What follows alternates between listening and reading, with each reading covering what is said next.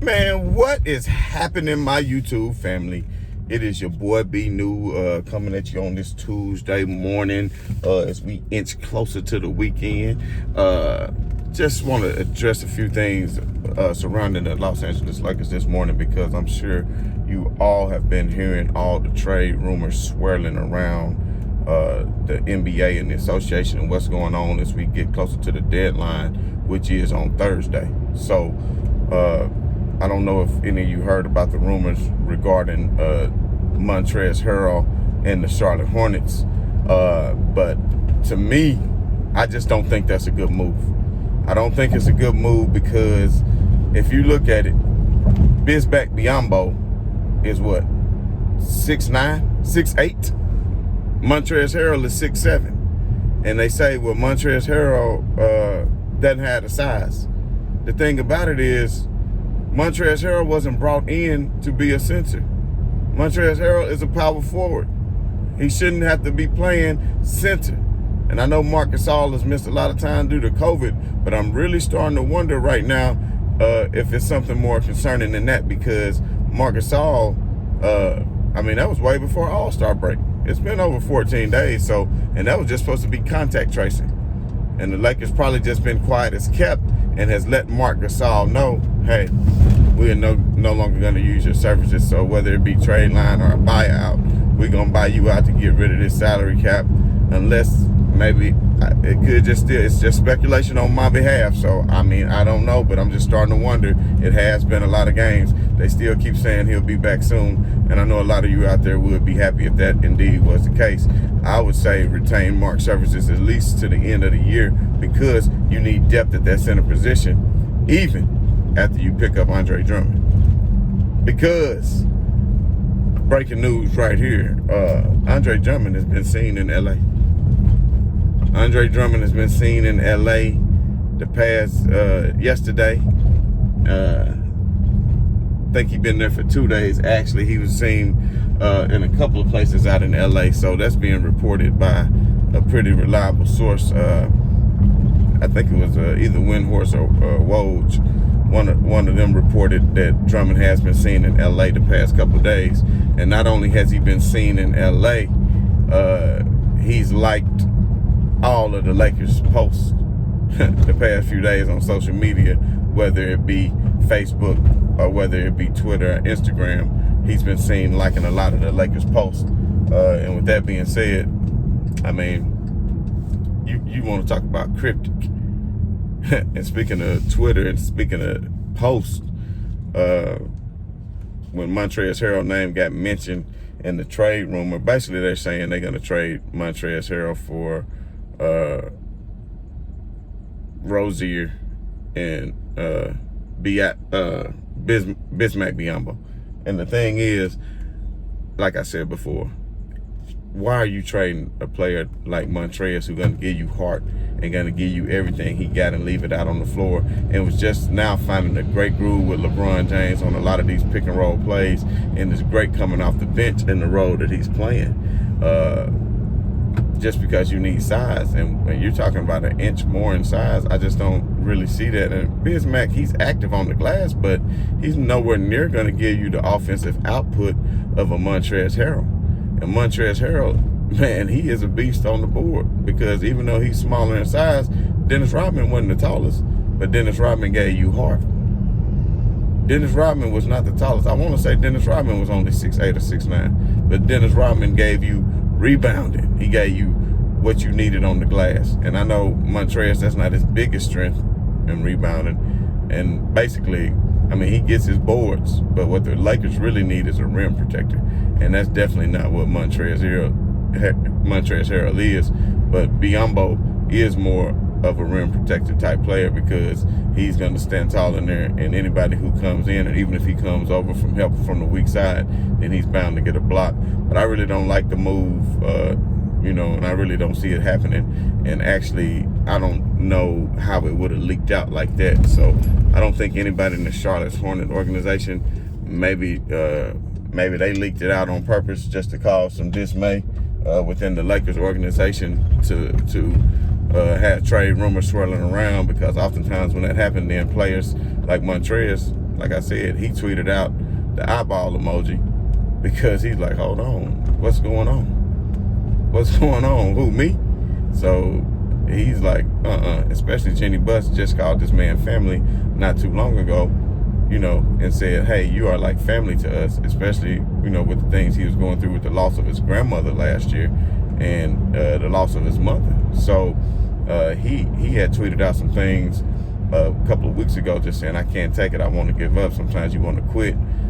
Nobody knew what it was really related to, but it was more than likely related to just some personal things that he been going through, which people got to realize everybody's only human. You look at some of these superstar players and you think that they don't have a life and they don't go through things, and you think, well, they got money, because they have money. But P. Diddy once said, more money, more problems. You understand what I'm saying? And I know within the time frame of my life, I have a lot more. I mean, I'm by no means paid, but I have a lot more money I do now than when I did 20 years ago. And I tell you what, 20 years ago was some of the happiest times of my life. And I mean, because money, let me tell y'all something. Money cannot buy you love, and money cannot buy you happiness. That's all status quo, y'all. That's all, people living for a status or a name, and that's why some people who have millions of dollars can be happy, because they don't have to be out here in a Bugatti or anything else to show people that they're rich. I've met millionaires who had Skechers on. That's real talk. Then I met somebody who was damn near broke with a Gucci belt. You understand what I'm saying? But that's a topic for another day. But back to the Montrezl Harrell situation. He did tweet out the eyeballs emoji, like, hold on, what's going on? And I'm just wondering what kind of communication, if any, has he had with LeBron James. And I pretty much feel that LeBron James is very close to Rob Pelinka through it all. And we all know what happened with Pelinka and Magic Johnson, and how Magic recruited LeBron and how it all went down. And by no means am I saying that LeBron James is the GM of the team, because I hate when people say LeBron got somebody traded, because if it was the end of the day, then Tyronn Lue would be the coach of the Los Angeles Lakers, and that did not happen. They did not let LeBron handpick the coach. I mean, the Lakers run their organization like a professional organization, Now, when Jeannie's brother had it, that was a different story. That was a little bit of, just non-professionalism. But, she took over the Rams, and, they've gotten right, especially by adding LeBron James. And for all the Lakers fans, the weird ones who were LeBron haters and Lakers fans before, and then you got, see, some of y'all really make me sick to my stomach. Like, how can you hate a player on your own team? Because he, whatever the narrative is you say about LeBron James, he's a flopper, or he a drama queen, or he not really that good. That's the one that killed me, that he's not that good. Or are you just so mad that he might eclipse Jordan legacy, or whatever it is? The man is on your team. You hadn't won a ring or been relevant since he's been on the Lakers team. So for those kind of fans out there, check yourself at the door, because your ultimate thing is wanting the Lakers to win another ring. So put that all beside you. And I think for the most part, and, don't take offense to it, because it's true. And everybody know when LeBron first got to LA, the murals that went up and things that happened, and the hatred of this man, as regards to Kobe. But, coming in to take Kobe's place and things like that. So a lot of people were really angry that LeBron came in. But at the end of the day, I would say most Lakers fans, the majority of all Lakers fans, are happy that LeBron James is here. And now they've been a witness to his greatness. They might have seen it in the playoffs and seen it in the finals here and there, but for them to be able to watch it night in and night out, they come to have a special appreciation for it. And even the commentators and even the crew that does the post-game analysis, like James Worthy, he played with Magic Johnson and Kareem. James Worthy played with Magic Johnson and Kareem. And he heaps praise on LeBron James constantly. So that right there ought to tell you something. So anybody out there who disrespect that man game, I just have to go ahead and label you as a hater. I mean, I hate to do that, but, I don't really like labeling people, but you are what you are. So back to what I was saying. I'm sorry, I'm not trying to ramble too much this morning, but back to what I'm saying with the trade. The biggest news is Andre Drummond is in LA as we speak. He is liking the Lakers post on social media. Lakers fans, everybody, LeBron fans, people all across the nation and the world who got their eyes on this situation. I'm telling you right now, if the Lakers do indeed sign Andre Drummond after he's bought out from the Cleveland Cavaliers come Thursday, that is going to be all the Lakers need to do to right the ship in order for them to compete in the Western Conference until LeBron and AD gets back. Because Schroeder, with Drummond, with Caruso, if KCP can get back hot and all the players play the capable, all they do need to win is a few games over the next 3 to 4 weeks while LeBron James is out. And who knows, he may come back sooner. You just never know. You just never know depending on the swelling and how his body reacts. It just depends. But at the end of the day, all the Lakers need to do is make the play-in round or make the 7th or 8th seed. That's all they need to do. The play-in round or the 6th seed. The 6th seed through the 10th. And I think they're more than capable of holding on to that. And when LeBron and Anthony Davis both come back together and they got a front court of Andre Drummond, they may want to get a few games under their belt, which I'm telling you, it does take a while to build chemistry. But that's the same thing that's going on with the Brooklyn Nets. And speaking of the Brooklyn Nets, Kyrie Irving is not going to be joining the Brooklyn Nets on this road trip.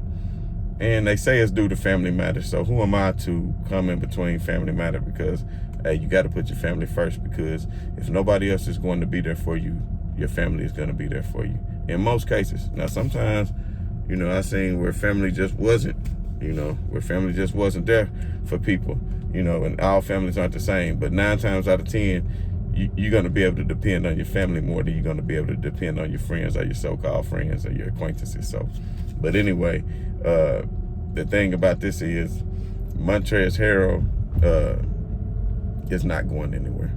Andre Drummond is going to come sure up the front court. Terry Rozier is not going to be coming to the Los Angeles Lakers. And these are just all my predictions. So the way I look at it is, this is just my predictions, is Montrezl Harrell is going to remain a Laker. That trade is not going to go through. I'm hoping it really doesn't. But if it does, then that does get, let's just say it does go through.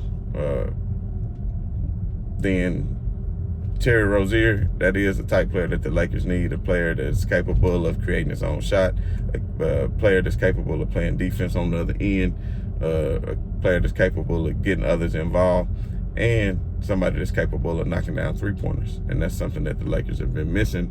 And then you would be getting rid of KCP, who has been ice cold. So, and then you would get Bismack Biyombo. And then with Bismack Biyombo, you can shear up the defense as have a rim protector. So I don't think it would be that bad if it were to happen, but I would rather not shake it up, because I think that would just be too much. And I think the Lakers just keeping what they have in place is good enough. I think it's good enough, because if you keep what you have in place, then you really don't have to learn a new system. You could just plug in Andre Drummond. He's playing center. What more do you really need to learn than rolling towards the rim, rolling towards the basket, helping out on the weak side, getting rebounds, and playing low in the post? That would be the easiest move. But when you add a Rozier, you have to come in and learn the offense and, things like that. I just hope it doesn't affect Montrezl's psyche, because Montrezl, I won't say he's sensitive, but he's just been going through a lot. And the last thing that he needs is to go through, the last thing he needs is to go through more like this, and then the trade not happen. And then, hell, he might, some players, like Brandon Ingram, they totally give up and check out on you. Oh, you trying to trade me? Oh, man, I'm not playing, like a big kid. But then other players, hopefully Montrezl is like some of the other players who say, oh, you want to trade me? Well, let me show you why you shouldn't. And go out and with a chip on their shoulder and go out and play even better.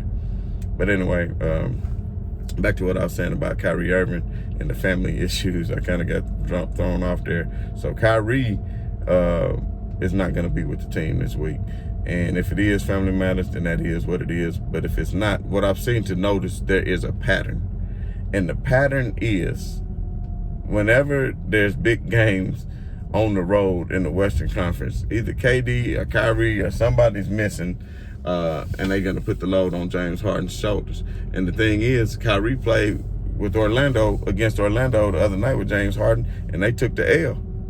It seemed like James Harden is a better facilitator and player without Kyrie Irving, to be honest, because Kyrie Irving is going to take a lot of shots and become a volume shooter. He's going to go out there and try to get 35 and 40 points, but that's not getting the other role players involved. And that's why I always speak to the greatness of LeBron James, because he know you have to have an overall team effort in order to put up W's in the association. Because if you don't, then that's just the way it's going to be. You're going to take a lot of L's. So the Kyrie Irving situation is something to keep an eye on. I just wonder would these family situations be happening if it was the playoffs? You know, they just conveniently happen on road trips. But like I said, if it's truly a family situation, then that's good. But I hope it's something that's very important because you're missing games. Because some of these coaches, especially with Steve Nash being the first-year coach, it's like being a new parent. You're a little bit too soft. You're a little bit too soft. You might tell him, hey, you missed this week, but guess what? You're going to miss some games. He already took one hiatus this year, you know.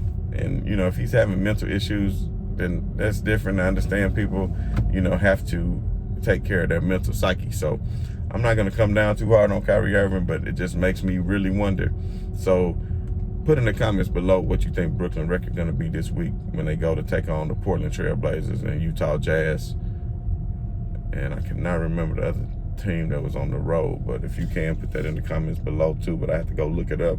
But one thing is, he might just be scared to play against Dame Dollar. Maybe he didn't want to get embarrassed, but who knows? He's been playing kind of the two guard anyway, so it's not like it would have been head to head, but then CJ McCollum would have locked his ass up and probably dropped a lot of threes in his eye. But at the end of the day, he won't be on that road trip. We won't be able to see what a Brooklyn Nets team would look like against some top-tier, more Western team conference like the Portland Trail Blazers and the Utah Jazz. So that's something we will be missing out on. But anyway, on to the other team that we tend to talk about a lot on the channel is they had a game last night. And I know I've been saying that the Clippers are that top tier with the Lakers, but I'm just starting to want to lump them in with that second tier because they haven't really been performing. Now, although they did get the W last night, it was the ugliest W you ever saw.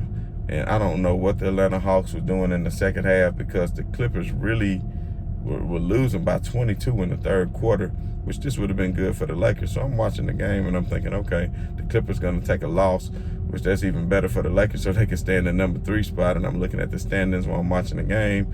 And next thing you know, I don't know, you know, Elgin Baylor passed away yesterday. So, you know, I want to get RIP out to Elgin Baylor, RIP out to Elgin Baylor. But Elgin Baylor passed yesterday. And I don't know if this Kennard, whatever his name is, was reincarnated Elgin Baylor. You know, he's from LA. This not, even though he didn't play for the Clippers, we know it's the Lakers, and I know this wild. I'm just, you know, just trying to be funny, but at the end of the day, no disrespect to Elgin Baylor. Like I said, rest in peace. But Kennard looked like a second coming to Elgin Baylor yesterday. Like, this man was 8 for 8. He didn't even play in the first half. And this is what I'm telling you about Tyronn Lue. I don't think he could really coach his way out of wet paper sack. So you had this man available. He got no minutes. He got no minutes in the first half. 0, none, zilch, donut, none, Nathan, nada. And then next thing you know, he come in the second half, he 8 for 8, nonstop. Really sparked that Clippers run because Tyronn Lue, at this point, close to the end of the third quarter, started waving the white flag and brought in the bench that was still going up against starters, and next thing you know, the bench started going ham. And you see that in the NBA sometimes, and then you ride the back of it, and sometimes you stick with the hot hand, and he stuck with them as long as he could when they brought him all the way back, but he kept that Kennard in, even though he brought the starters back in with him, and ultimately they came back and won the game. But it wasn't due to great defense. It was a couple of plays where, you know, Kawhi Leonard got some nice blocks, but it was mainly the Atlanta offense got so stagnant. I didn't know if they thought because they were up by 20 in the fourth or whatever, that they was just going to be able to dwindle the clock down and not play any offense whatsoever, but they let a team go on a 25-3 run, then that's sad. They were not moving the ball at all. Like, every possession was like ISO ball. They weren't swinging the ball around the key. There was no ball movement. There was no back screen actions running, no pick and roll. I mean, just stagnant offense. Trae Young dribble, standing there, then take a long three. So I don't know why they just folded the way they did. And I don't think there were fans. I don't think they allow fans in LA just yet, but I think they're starting to allow players, families there or whatnot in the stands. So you could hear cheers going on, unless they did some really good job with some fake cheers, but that seemed to help the Clippers get a little bit of momentum too. But the reason why I want to put them down on the first level, on the second level, away from being the top tier of a healthy Lakers team, is because Paul George, man. Paul George, you was 3 out of 12. I mean, you got 7 points in 33 minutes. Playoff P, you too inconsistent, brother. You too inconsistent. So I just don't feel like the Clippers are going to be a true threat to the Lakers. I just don't see that happening.